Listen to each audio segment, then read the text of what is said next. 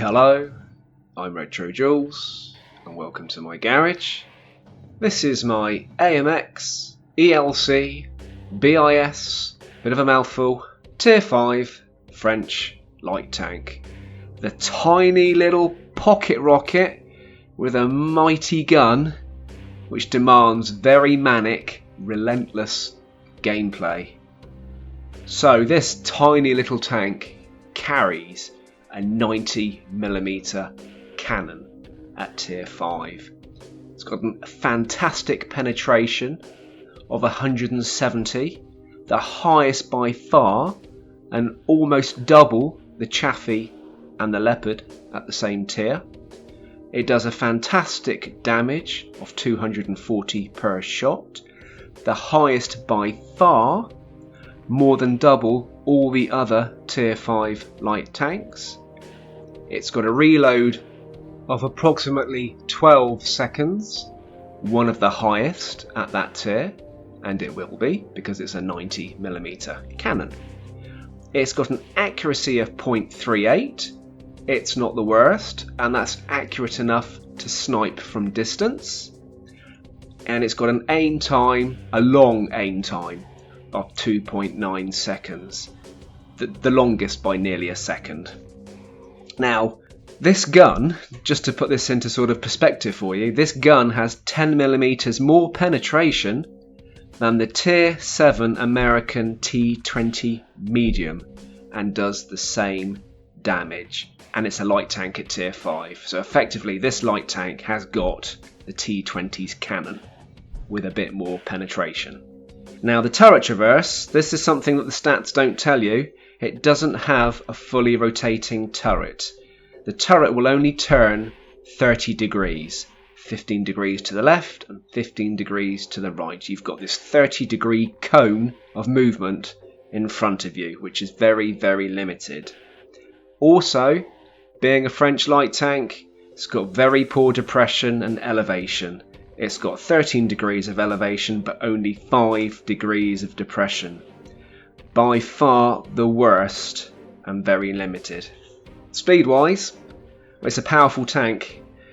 It's got a top speed of 65 km per hour, one of the fastest, but not quite as fast as the Chaffee. But a truly excellent power to weight ratio ensures you've got excellent acceleration. This tank only weighs 6.5 tons. It's very, very light.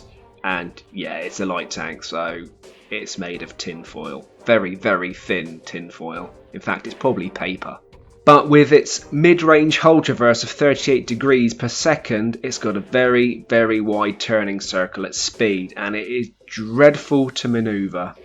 It's best driven at full speed for the entire game and trying to never stop. You've got to remember, a static ELC is a dead one.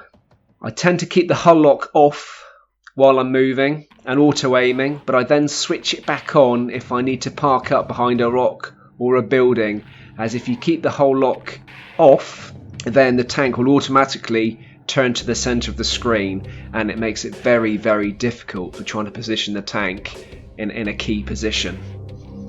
So it's arguably one of the smallest tanks in the game and absolutely one of the lowest profile tanks with one of the highest camo ratings.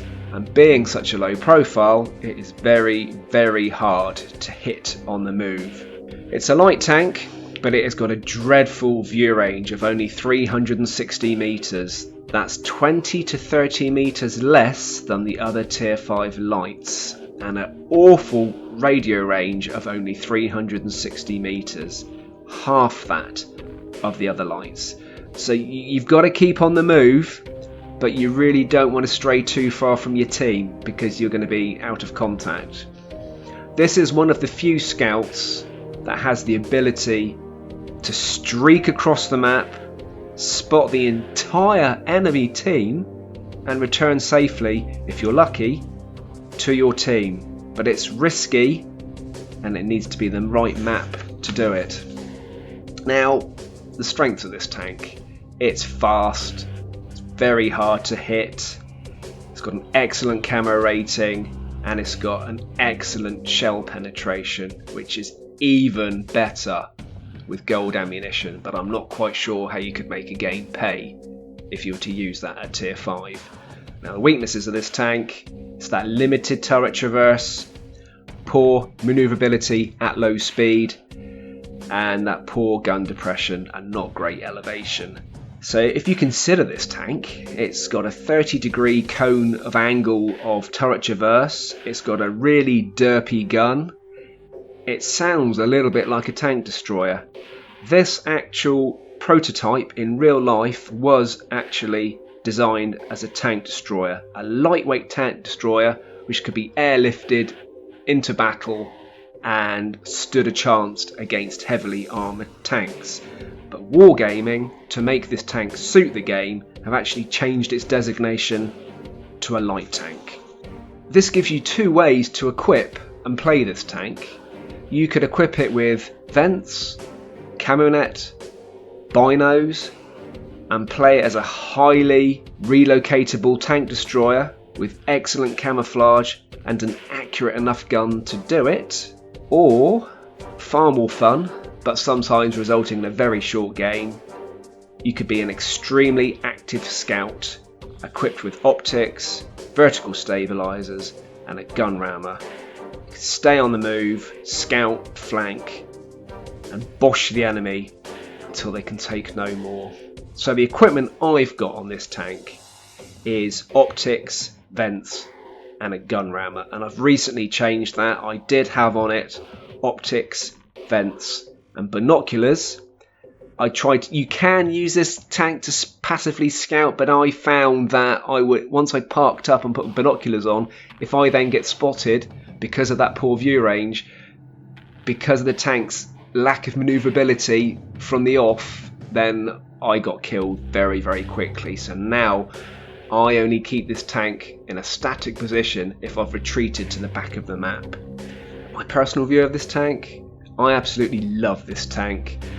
You'll die a lot in this tank, sometimes very quickly, as you will take lots of risky chances, but you do that because you can.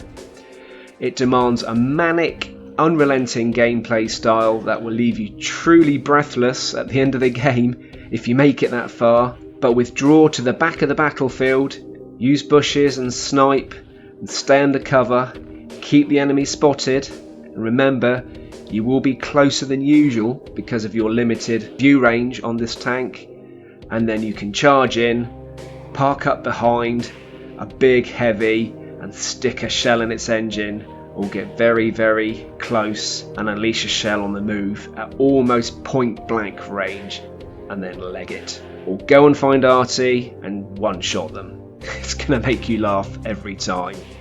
This tank favours large open maps like Prokhorovka, Malinovka, the Russian steppes, but urban maps can be an absolute nightmare for this tank. Some of your games with this tank will be epic, some will be over before you know it. It's that type of tank. And you know what? So what? Roll out another tank, come back to it when it reappears in your garage, and roll it out again. This tank demands concentration, dedicated time to playing. I love it. I love this tank's unique game style, but you'll need a Valium when you're finished just to calm yourself down. So here's a couple of gameplays to show this little pocket rocket in action.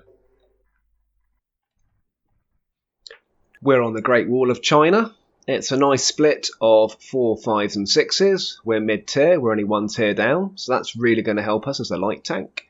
And this is the early days of when I started playing this tank. I was carrying binoculars, which I don't now. I was trying to play this tank more passively at the time, and it didn't really work for me. And also, I hadn't really quite got the hang of the hull lock. Normally now, when I'm rolling around the battlefield as I am here, the hull lock would be off, because then when I auto-aim at an enemy, the tank will automatically centralise itself and target the enemy, whereas if you've got hull lock on, then you have to physically position the tank to get the reticle in place. And you'll see me sort of playing around with that quite a lot in this game. So I'm going to go and spot up here. Not a great spotting point for this tank. The angle's too much on the land, and I don't have the elevation to, well, you'll see with the M4, I don't have the elevation to sort of get a shot into that target, and that would have been a very easy side shot. So here comes the M3, Lee a bit lower, just need to get the lead time right on this shot, and not even close, dreadful shot. And there's that long reload. There we go, just under 12 seconds, it's a long reload. But then it will be, it's a derpy gun. So I'm just going to keep relocating here and make a bit of a meal of getting in the way of this medium and getting stuck on his tracks, and we have a right old, not really sure what's going on there, it's just, sorry mate, sorry. I just want to see if I can get a shot on the M4 up there. Nearly. No, he's just behind the rock, and there's that long 3-second aim time, and yeah, not quite sure what I was aiming at there. And RT are onto me. Right, relocate. Not staying here. I'm not going to get boshed by RT. So I've seen up on the map, up at B9, there's a light and a heavy, and chances are I can get behind them from this point and get some nice shots into the back of them.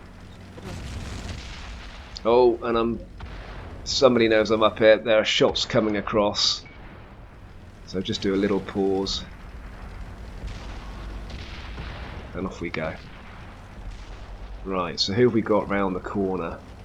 We've got T1 heavy back to us, excellent, and a light tank, Chaffee up on the hill, right, and this is where I should have the hull lock off, because I'm physically positioning the tank to get the reticle on, and if I didn't have that on, it'd been a lot easier, but as it happens, Chaffee's taken out. Right, let's go for the T1 heavy. Focus on this location. And he's bombing it down the hill, trying to get the VK. Let's see what we can do to help. Right.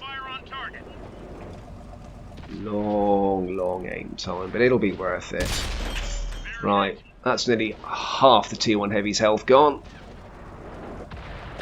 Hopefully another shot will do it. Oh, that was a narrow miss from RT. Right, just need to get this shot in before you get your turret round. Job done. 2 shots, and we take out a T1 heavy. Right, oh, got a medium coming at us, and luckily this T28, luckily for me, is a rotten shot. And had I had the hull lock off, it would have been a lot easier. I think the T28 is just trying to shoot rabbits, because he's certainly not shooting me. Oh, and we got an RT. He gets a shot in, and there we go. Kill number 3, and we're off. Focus on this area. And you never know, we might get revenge on RT, because I do like that. And RT is just down here somewhere. RT's not far. Hull lock off for a proper auto aim. So you'll see the tank just centralise on its target. Bang, there it is. And and we one-shot RT. Every time. Right, so how are we doing? We're 2 tanks down. Sorry, 2 tanks ahead on the game. Always takes me a while to work that out. And there's a medium just down in the village, just down here, and we've got a heavy circling above, and I'm just kind of sitting here to see what's going to happen, and I have to put the hull lock on to actually put the tank in the position that I would like to stay in. Right, it's that M4 again.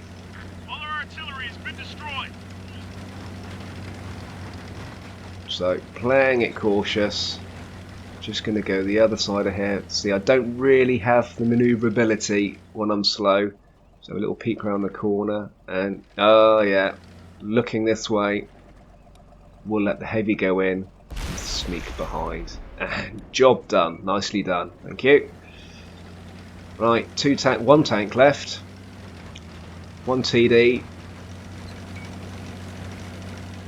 And I wasn't really concentrating on the map, so I didn't know where that tank destroyer was. It is around D2 sort of area, but I had a feeling that it could be at the cap, and that's where having binoculars was handy, because I could stop, stick the binos on, and just increase that very poor view range that you've got on this tank, just to see if I could spot the TD before it spotted me. The chances are in this game TDs will spot you first, binoculars will not, because chances are they've got binoculars on too. So your safety mechanism in this tank is just to keep on moving. Right, there it is, D1, and we go charging in, see if we can be any help, and no. So we spotted 4, took 4 tanks out. You know, not a bad little game, because it's not an open map. It's quite an undulating map for this tank. So how did we do? 54,500 silver at tier 5. Very happy with that. 1,200 damage. And how did we do overall? And we come second in a tier 6 game. So we're on Manilovka. One of the maps that I said really suits this tank, and we're only 1 tier down. Again, that's going to help. But we're going to play this game differently. This will show you the passive scouting side of this tank. And in fact, we're playing it as a tank destroyer. So we've got binoculars still. This is the early equipment days.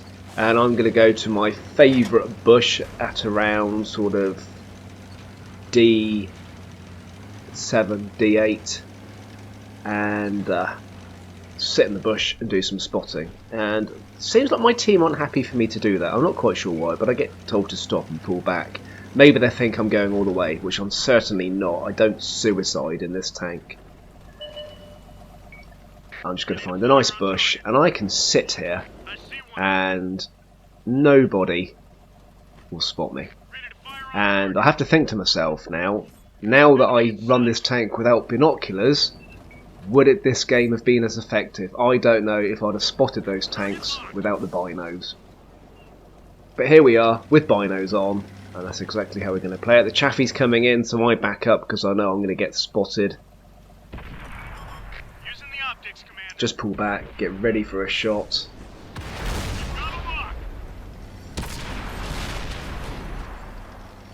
And that's their light tank taken out. And just aware that RT was onto me. Get back in my bush. Hopefully I'm spotted. Oh, no, I've been spotted. And it's RT that's onto me. And I pretty much stay here for the whole of the game. If you can get in that bush and not be spotted, it's a brilliant position. And this game is going to reap the rewards on assisted damage. Right, KV2. And you can see the assisted damage just flying in. It's great. And another one. So, barely 3 minutes into the game and got 11 assisted hits already. Right, KV2. That long aim time was worth it. Get our first kill. Where'd they go? Ready to fire. So there's a couple of tanks just behind the chapel up there. We're 3 tanks ahead in the game. And I'm just going to stay here. I've got plenty of support behind me. Try and keep the tanks spotted.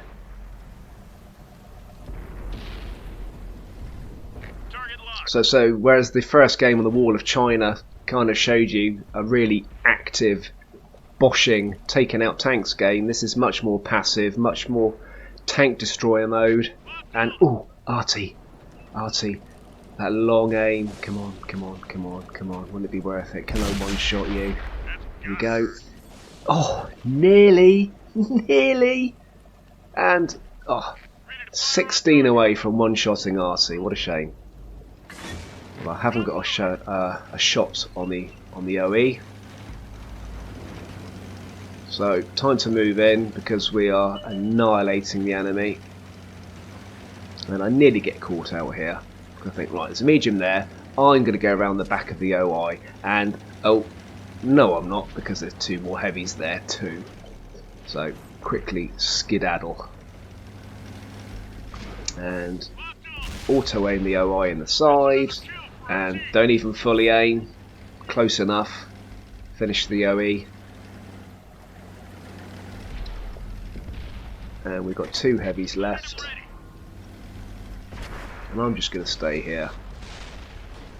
One heavy left. Job done. So, spotted 9, more than half the team. 13 assisted damage. Took a couple of tanks out. Just a relatively passive game. And how do we do?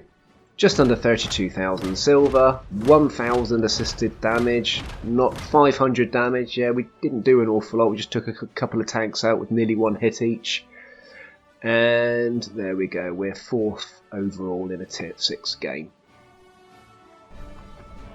So there you have it. That's the AMX ELC bis tiny tier 5 light tank, and hopefully both gameplays showed you the different ways that you can play this tank, whether you go in actively as a boshing machine and sneaking up on people, or whether you equip it with long distance sniping equipment and almost use it as a spotting vehicle, and then perhaps almost a tank destroyer. Hope you enjoyed the gameplay. Keep safe, keep tanking, and I'll see you soon.